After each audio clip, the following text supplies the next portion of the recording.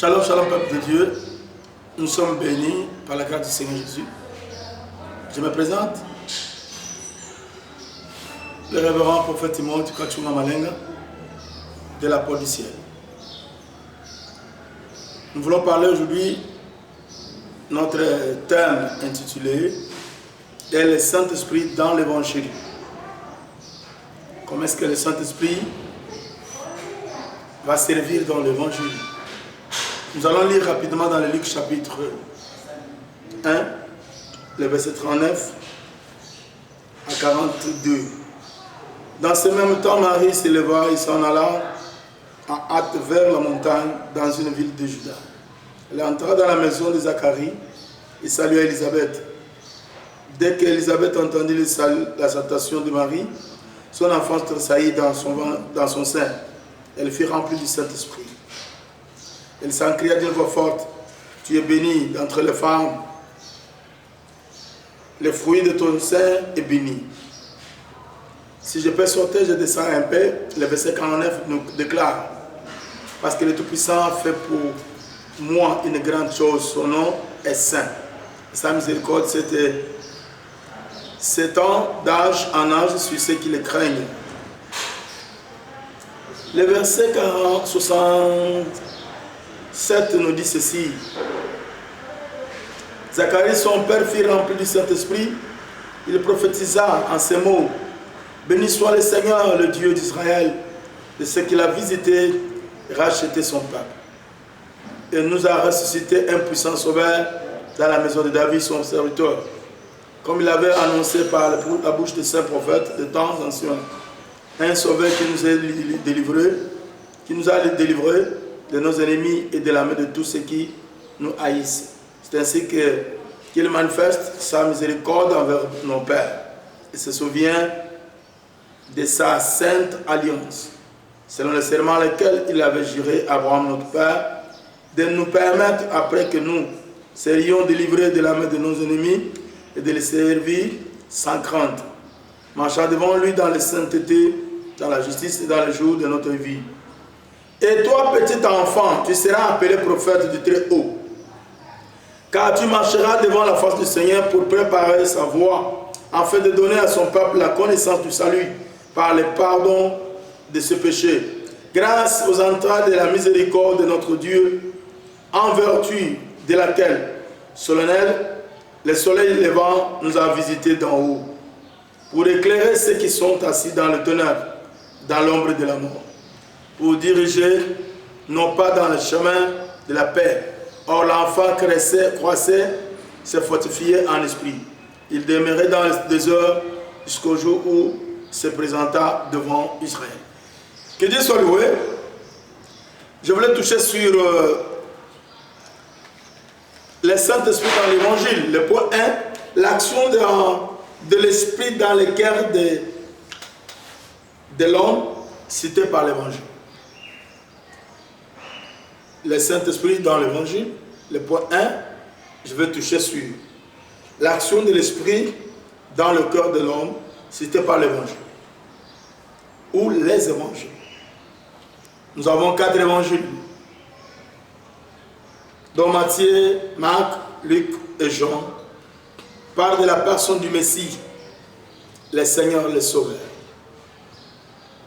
Bien-aimés, selon ce qui m'a été donné comme grâce et opportunité, j'explique au peuple de Dieu les mystères cachés de tous les âges.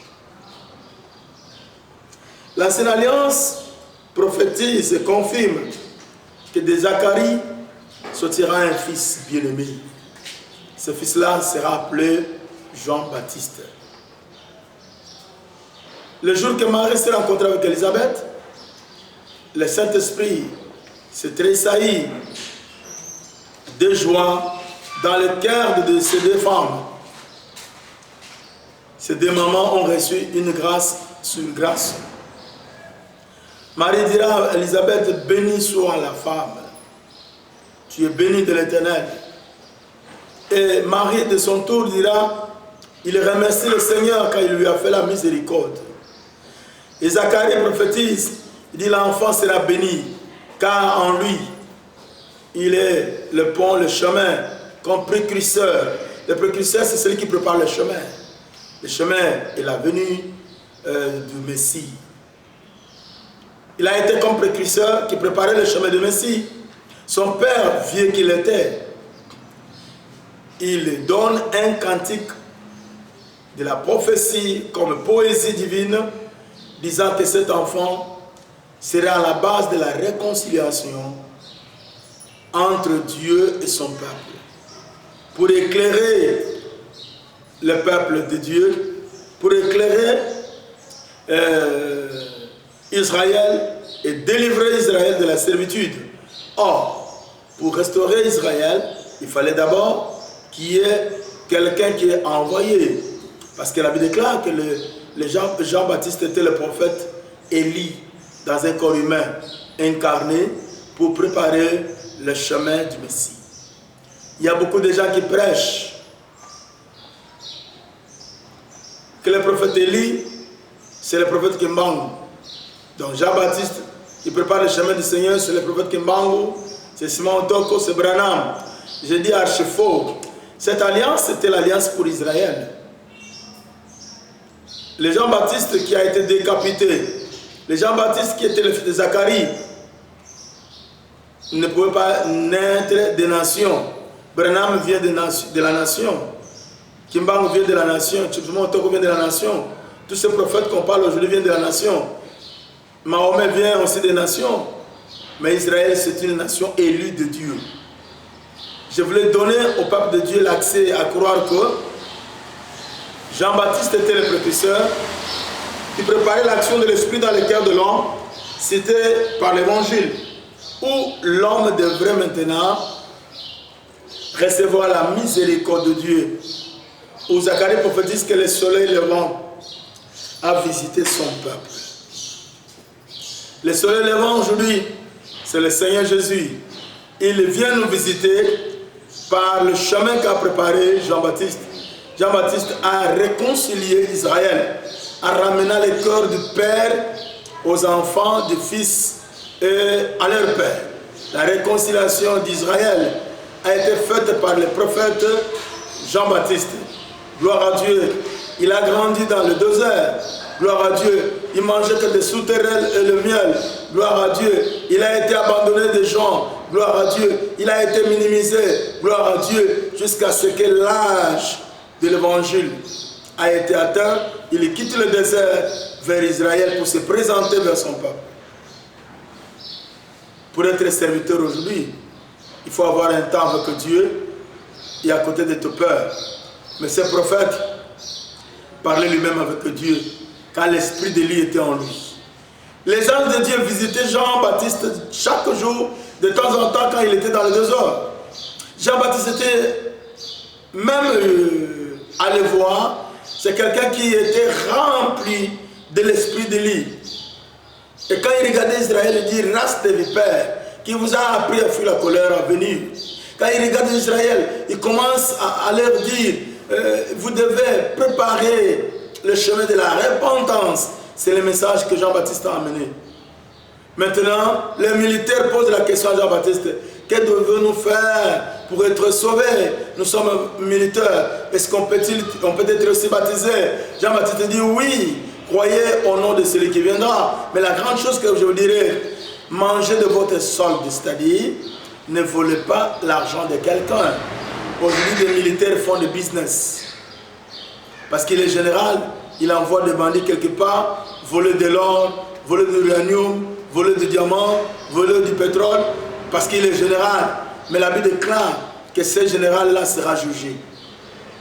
Ce militaire-là sera jugé. Ici, la parole nous déclare,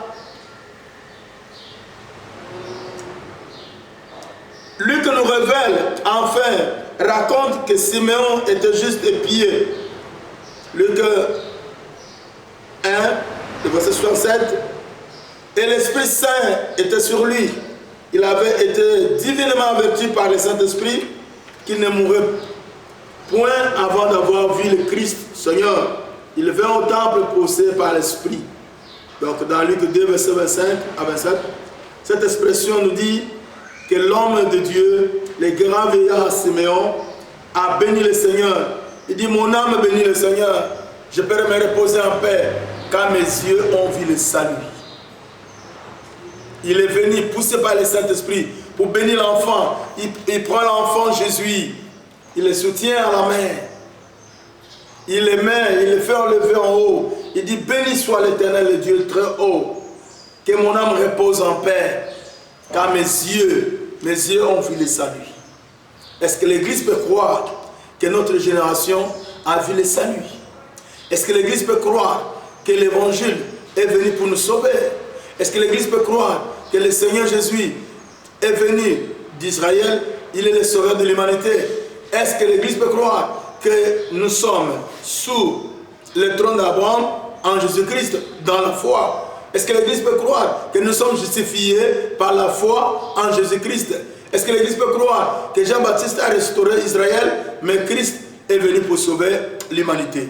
Que mon Dieu bénisse ceux qui nous écoutent, que ce message soit donné à tous pour dire que le véritable lit du temps que nous traversons, qui devrait venir, c'était Jean-Baptiste.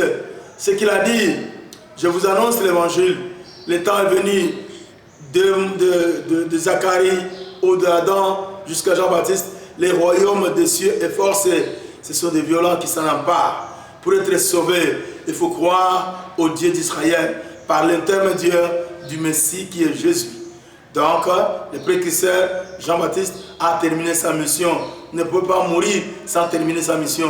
Même s'il a été décapité, même s'il a été emprisonné, même s'il a été tué, mais il a préparé le chemin du Messie. Et quand il est mort, les disciples de Jean ont quitté Jean. Ils sont venus rejoindre le Messie. C'était ça. Donc, je voulais parler pour terminer que Jésus, pour le moment, il est l'action du Saint-Esprit dans nos cœurs. Il n'est pas seulement pour Israël, mais pour le moment, il est dans l'Église, les cœurs des chrétiens. Que mon Dieu vous bénisse. Nous demandons au peuple de Dieu de nous suivre de temps à autre. Entrez seulement dans le YouTube Timotheo Kachunga. Là, vous allez nous voir. Il y a des messages et des prédications bien dispo pour recevoir quelque chose venant de Dieu, qui est le salut éminent à la gloire de Dieu le Père. Que mon Dieu vous bénisse. Nous sommes ensemble par la grâce du Très-Haut. Merci beaucoup. À la prochaine.